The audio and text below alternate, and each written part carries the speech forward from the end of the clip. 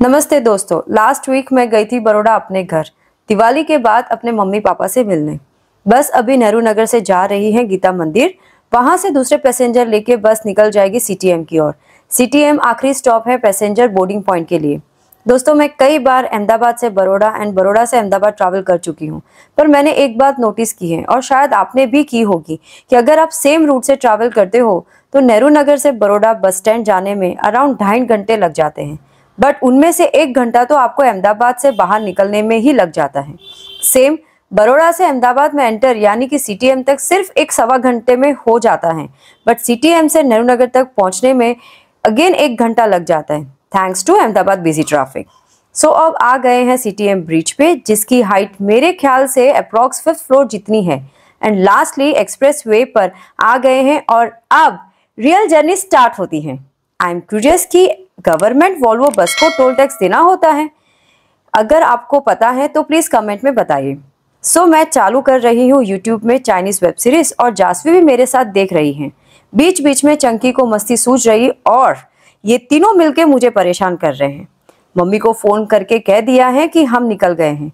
और एक बात खास, घर जाने की उत्सुकता जो होती है उसे अगर किसी शब्दों में बयां कर सकते हो तो मुझे प्लीज बताना, क्योंकि मैं कर नहीं सकती। तो थोड़े बहुत बाहर के सीन के मजे लीजिए और मैं मिलती हूँ दूसरे शॉट में। इन बड़ौदा दूसरे दिन हम आए हैं इस फेयर में। मेरा भाई कह रहा था कि यहाँ एक अंडर वाटर टनल है और उसमें डिफरेंट टाइप की फिश हैं, जो जासवी एंड तारिशी को फिश देखने में मजा आएगा। स्टार्टिंग में थोड़ी बहुत फिश देखी, भीड़ बहुत थी सो हम ठीक से देख नहीं पाए। फिर भी थोड़े बहुत धक्के लगा के मैंने जासवी को फिश एक्वेरियम दिखाए। एंड जब फाइनली हम टनल के पास आए तो देखा यहाँ पे इतनी भीड़ थी कि उसको देखते ही मेरा दम घुटने लगा। मैं आपको रिक्वेस्ट करती हूँ कि अगर ऐसी भीड़ कहीं देखो तो वहां पे ना जाना, क्योंकि कभी ऐसा होता है कि एक्साइटमेंट में हम चले तो जाते हैं पर बाद में पछताते हैं और शायद कोई अनहोनी भी हो सकती है। सो बेटर है कि भीड़ में जाना अवॉइड करें। एक्वेरियम से बाहर आते ही हमने देखी थोड़ी बहुत शॉपिंग स्टोर। जाके भाव पूछा तो लगा कि भाई रहने दो, शॉपिंग नहीं करनी, मतलब इतना महंगा था कि छोड़ो, जाओ, नहीं बताना। ओके, तो उसके बाद हम गए जाइंट व्हील की सवारी करने। देखने में तो एकदम इजी लग रहा था, पर भाई बहुत खतरनाक है। ऑपरेटर ने हमको एक साथ एक कैबिन में बैठने नहीं दिया, क्योंकि उनको वेट डिस्ट्रीब्यूट के हिसाब से जाइंट व्हील को संभालना होता है। सो मैं और mummy and Chunky and Jasvi different cabins में बैठे थे and we really enjoy it. और 1-2 बार यमराज के साक्षात दर्शन भी देखने को हो गए। जोक सपाट, थोड़ी देर घूमने के बाद हम घर पे गए और डिनर करते ही हम फिर निकल गए आइसक्रीम खाने। आई नो कि ठंडी की सीजन में आइसक्रीम खाने नहीं चाहिए, पर अब खा लिया।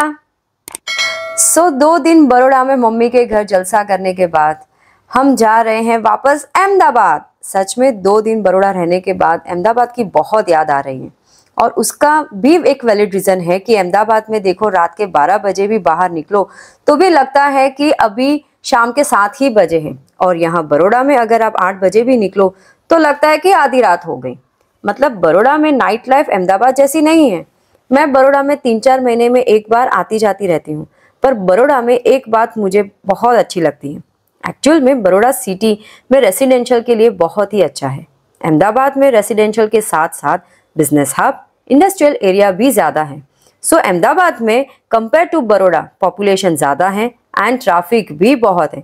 सो कभी कभी अहमदाबाद में घुटन सी होती है और यहाँ बड़ौदा आते ही ऐसा लगता है कि हाश कहाँ फंसे हुए थे, यहाँ आके छूट गए। फिर अभी बड़ौदा की कितनी भी तारीफ कर लो, मज़ा तो अहमदाबाद में ही आता है। हम पेरेंट लाइफ में है तो क्या हुआ, मैं और चंकी आज भी कभी कभी बैचलर लाइफ जीते हैं। बच्चों के साथ कभी कभी नाइट आउट के लिए भी जाते हैं and we really enjoyed so much. Baroda से बाहर निकले तब हल्की हल्की बारिश हो रही थी और अहमदाबाद पहुंचते पहुंचते बारिश ऐसी बरस रही थी जैसे कि ठंडी नहीं पर बारिश का सीजन चल रही हो। अहमदाबाद में बहुत ही बारिश हुई और बहुत ही पानी भर चुका था। सीटीएम से नेहरू नगर पहुंचने में मुझे 1 घंटे से ऊपर हो गया। असली चैलेंज तो नेहरू नगर स्टॉप पे हमारा वेट कर रहा था।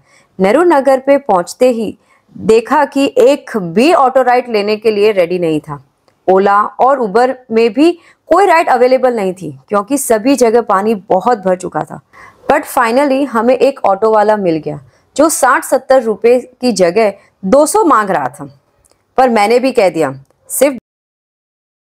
थैंक गॉड कि वो मान गया और उसने हमारे घर तक आराम से पहुंचा दिया। वैसे 150 रुपये भी वैलिड थे क्योंकि अगर ऑटो में पानी भर गया होता तो उन लोगों के लिए भी प्रॉब्लम बढ़ जाती। और ऐसी बारिश में अगर वो लोग इतना रिस्क लेते हैं हमें ड्रॉप करने के लिए, तो आई थिंक थोड़ा बहुत प्राइस हाइक वो भी डिजर्व करते हैं। एनीवे, लास्टली हम घर पे आराम से पहुंच गए हैं और बड़ौदा ट्रिप का ब्लॉग खत्म होता है। So see you in my next blog. Take care. जय श्री कृष्णा, जय जिनेंद्र।